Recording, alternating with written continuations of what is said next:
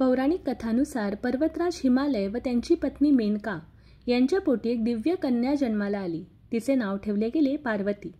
लहानपणापासूनच पार्वतीच्या अंतःकरणात भगवान शंकरांविषयी अत्यंत श्रद्धा आणि प्रेम होते. त्यांच्याशी विवाह करण्याचा संकल्प तिने मनाशी घट्ट केला आणि त्या इच्छेसाठी तिने कठोर तपश्चर्या आरंभली. पार्वतीने वनात वर्षानुवर्षे उपवास, ध्यान आणि साधना केली. तिच्या या तपोबलाने प्रसन्न होऊन भगवान शंकरांनी तिच्यासमोर प्रकट होऊन तिची इच्छा विचारली. पार्वतीने नम्रतेने त्यांच्याशी विवाह करण्याची इच्छा प्रकट केली. शंकरांनी तिचा संकल्प पाहून वरदान दिले आणि अदृश्य झाले. मात्र विवाहापूर्वी तिची निष्ठा तपासण्यासाठी त्यांनी सप्तऋषींना पाठविले. सप्तऋषींनी पार्वतीला समजवण्याचा प्रयत्न केला. शंकर तपस्वी आहेत, भयभीत करणारे रूप आहे, अंगावर भस्म आणि गळ्यात नाग आहे. तो वर योग्य नाही. परंतु पार्वती अढळ राहिली. तिची श्रद्धा आणि प्रेम अचल होते.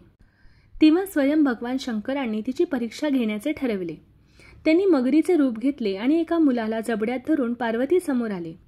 मुलाच्या आक्रोशाने व्याकुळ झालेल्या पार्वतीने मगरीला विनंती केली, कृपा करा, या निरपराध बालकाचे प्राण वाचवा. मगरीने अट ठेवली, शंकरांनी तुला जे वर दिलं आहे ते मला दिलंस तर मी या बालकाला सोडेन. क्षणाचाही विलंब न करता पार्वतीने ते वचन दिले व मुलाचे प्राण वाचवले. वास्तव उघड झाले.